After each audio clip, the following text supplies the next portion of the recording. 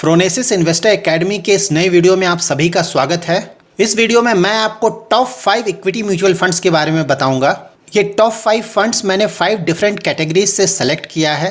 मैंने हमेशा ही ये बोला है कि आप जब भी अपना इक्विटी म्यूचुअल फंड का पोर्टफोलियो बनाएं तो आप उस पोर्टफोलियो में 5 to 6 फंड्स ही रखें। उससे ज़्यादा फंड्स अगर आप रखते हैं तो वो ओवर डाइवर्सिफिकेशन होगा।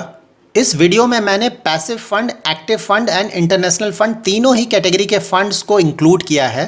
ये वीडियो आप पूरा जरूर देखें क्योंकि इस वीडियो में मैंने जो कैटेगरीज एंड फंड्स सेलेक्ट किए हैं आप भी उस कैटेगरीज एंड फंड्स को सेलेक्ट कर सकते हैं और एक सिंपल एंड एफिशिएंट पोर्टफोलियो बना सकते हैं। इस वीडियो में मैंने इन टॉप 5 फंड्स के बेसिक डिटेल्स ही दिए हैं। अगर आपको इन फंड्स का ज़्यादा डिटेल चाहिए like sector and stock analysis, fund manager details, तो मैंने इन सारे कैटेगरीज पे सेपरेट वीडियो बनाया है जिसका लिंक डिस्क्रिप्शन बॉक्स में है। So let's start with passive mutual fund. मैंने लार्ज कैप कैटेगरी में एक इंडेक्स फंड को सेलेक्ट किया है। इंडेक्स फंड में फंड मैनेजर सेक्टर या स्टॉक का सिलेक्शन खुद नहीं करता है।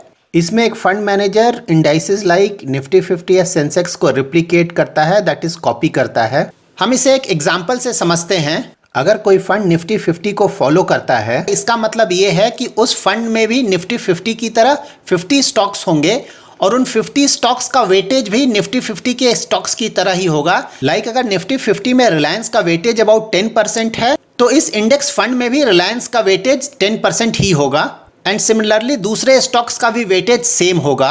और अगर इस इंडेक्स फंड में किसी स्टॉक का वेटेज चेंज होता है तो फंड में भी फंड मैनेजर उस स्टॉक का वेटेज चेंज करेगा। म्यूचुअल फंड के लार्ज कैप कैटेगरी को अगर आप देखें तो उसमें कुछ ही फंड्स ऐसे हैं जिन्होंने consistently over a period of time अपने बेंचमार्क को बीट किया है और ज्यादातर फंड्स ऐसे हैं जो कि अपने बेंचमार्क को बीट नहीं कर पाते हैं। इसलिए लार्ज कैप कैटेगरी में आप इंडेक्स फंड्स में इन्वेस्टमेंट कर सकते हैं। इंडेक्स फंड में मैंने सेलेक्ट किया है यूटीआई निफ्टी इंडेक्स फंड। इसका AUM that is asset under management है अबाउट 4100 करोड़ और बेंचमार्क है निफ्टी 50। इस फंड ने 1 ईयर में रिटर्न जनरेट किया 63.38%, 3 इयर्स में रिटर्न जनरेट किया 14.68%, 5 इयर्स में रिटर्न दिया है 15.20% एंड 10 ईयर में रिटर्न दिया है 11.98%। अगर आप एक न्यू इन्वेस्टर हैं और आप equity mutual fund investment start करना चाहते हैं तो आप एक लार्ज कैप इंडेक्स फंड से अपना इन्वेस्टमेंट स्टार्ट कर सकते हैं। मैंने अपना दूसरा फंड सेलेक्ट किया है मिड कैप कैटेगरी से। मिड कैप कैटेगरी के funds mostly mid cap stocks में इन्वेस्टमेंट करते हैं। ऐसी कंपनीज जिनका मार्केट कैपिटलाइजेशन के टर्म्स में रैंकिंग 101 to 258 है उन्हें हम मिड कैप कंपनीज बोलते हैं। मिड कैप कैटेगरी में मैंने फंड सेलेक्ट किया है PGIM India mid cap opportunities fund. इस फंड का AUM है अबाउट 1790 करोड़ एंड बेंचमार्क है निफ्टी मिड कैप 100। इस फंड ने 1 ईयर में रिटर्न जनरेट किया है 113.68%, 3 इयर्स में रिटर्न दिया है 24.57%, 5 इयर्स में रिटर्न दिया है 21.49%। ये फंड रिलेटिवली न्यू फंड है, दैट्स वाई इसका 10 ईयर का रिटर्न्स अवेलेबल नहीं है। सो ओवरऑल इस फंड ने अक्रॉस ऑल होराइजन्स अपने बेंचमार्क को कॉम्प्रिहेंसिवली बीट किया है और काफी अच्छा रिटर्न जनरेट किया है। नाउ मैं आपको स्मॉल कैप कैटेगरी के टॉप फंड के बारे में बताऊंगा। स्मॉल कैप कैटेगरी के फंड्स वैसे कंपनीज में इन्वेस्टमेंट करते हैं जिनका ranking market capitalisation wise 251st या उससे नीचे होता है। स्मॉल कैप कैटेगरी में मैंने फंड सेलेक्ट किया है कोटक स्मॉल कैप फंड। इसका AUM है अबाउट 4500 करोड़ और इसका बेंचमार्क है निफ्टी स्मॉल कैप 100। इस फंड ने 1 ईयर में रिटर्न जनरेट किया है 129.09%, 3 ईयर में रिटर्न दिया है 23.04%, 5 ईयर में रिटर्न जनरेट किया है 21.54% एंड 10 ईयर्स में रिटर्न दिया है 18.51%। सो ओवरऑल इस फंड ने भी अपने बेंचमार्क को across all horizons comprehensively beat किया है और काफ़ी अच्छा रिटर्न जनरेट किया है। मैंने 4th फंड सेलेक्ट किया है फ्लेक्सी कैप कैटेगरी से। इस कैटेगरी का सिर्फ एक रिक्वायरमेंट है, दैट इज फंड मैनेजर को अपने पोर्टफोलियो का एटलीस्ट 65% इन्वेस्टमेंट इक्विटी में करना होगा। फ्लेक्सी कैप कैटेगरी के funds large cap, mid cap या स्मॉल कैप में किसी भी अमाउंट या परसेंटेज में इन्वेस्टमेंट कर सकते हैं, उन पे किसी भी तरह का कोई रिस्ट्रिक्शन नहीं है। And because of this flexibility flexi cap category को म्यूचुअल फंड के सारे कैटेगरीज में बेस्ट कैटेगरी माना जाता है। फ्लेक्सी कैप कैटेगरी में मैंने फंड सेलेक्ट किया पराग पारेख फ्लेक्सी कैप फंड। इस फंड का AUM है अबाउट 10,800 करोड़ और इसका बेंचमार्क है निफ्टी 500। इस फंड का 1 ईयर रिटर्न है 66.54%, 3 इयर्स का रिटर्न है 21.62% एंड 5 इयर्स का रिटर्न है 20.70%। ये फंड रिलेटिवली न्यू फंड है, दैट्स वाई इसका 10 ईयर का रिटर्न्स अवेलेबल नहीं है।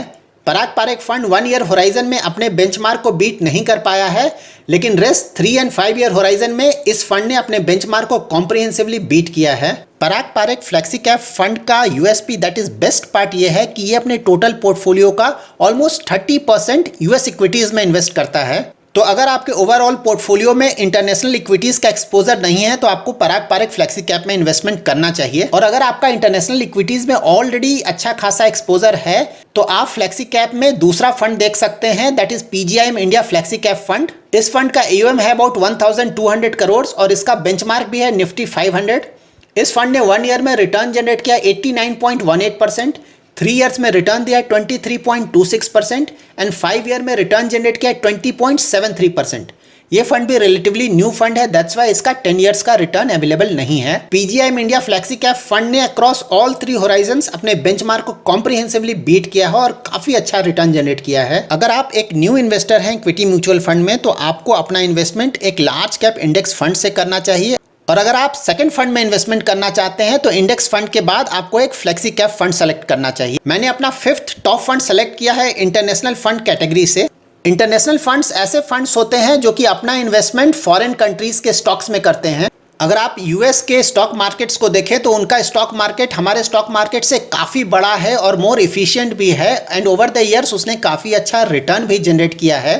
एंड मोस्ट इंपॉर्टेंटली यूएस का स्टॉक मार्केट इंडिया के स्टॉक मार्केट से कोरिलेटेड नहीं है। दैट मीन्स अगर इंडिया में कुछ होता है जिसके कारण इंडिया का स्टॉक मार्केट करेक्ट होता है तो उसका कोई खास फर्क यूएस के स्टॉक मार्केट्स पे नहीं होगा। तो आप डाइवर्सिफिकेशन और अच्छे रिटर्न्स के लिए इंटरनेशनल फंड्स में इन्वेस्टमेंट कर सकते हैं। इंटरनेशनल कैटेगरी में मैंने फंड सेलेक्ट किया है मोतीलाल ओसवाल नैस्डैक 100 FOF।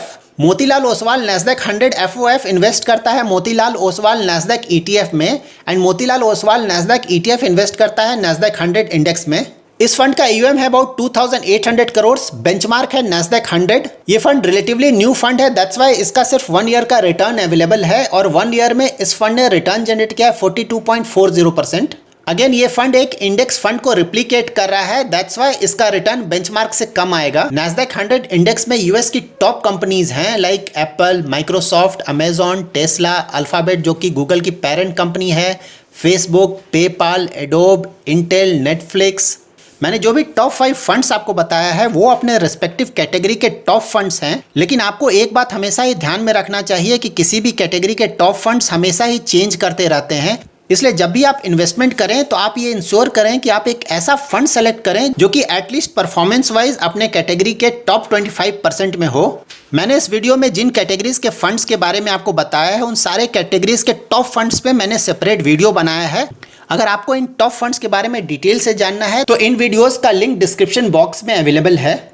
ये वीडियो एजुकेशनल पर्पस के लिए बनाया गया है। आप किसी भी तरह का इन्वेस्टमेंट एडवाइस के लिए अपने इन्वेस्टमेंट एडवाइजर से कंसल्ट कर सकते हैं। So that's it in this video. अगर आपका कोई क्वेरी है तो आप कमेंट सेक्शन में मेंशन कर सकते हैं। I will try my best to answer it. Thanks a lot for watching.